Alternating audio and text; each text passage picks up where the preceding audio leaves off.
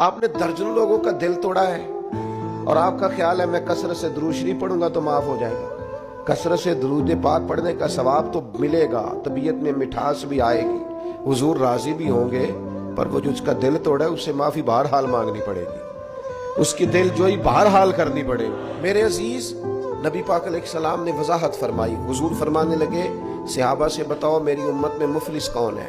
یا رسول اللہ صلی اللہ علیہ وسلم جس کے پاس پیسے نہ ہو وہ غریب ہے، مفلس ہے۔ تو حضور نے فرمایا میری امت میں تو مفلس وہ آدمی ہے جو قیامت کے دن پہاڑ کے برابر نیکیاں لے کے آئے گا، نماز، روزہ، حج، زکوٰۃ، صدقات، لیکن کریم فرماتے ہیں کسی کا اس نے دل توڑا ہوگا، کسی کو گالی دی ہوگی، کسی کو برا کہا ہوگا، نتیجہ یہ نکلے گا کہ اللہ تعالیٰ وہ ساری نیکیاں ان لوگوں کو دے دے گا جن کو تکلیفیں دیتا رہا۔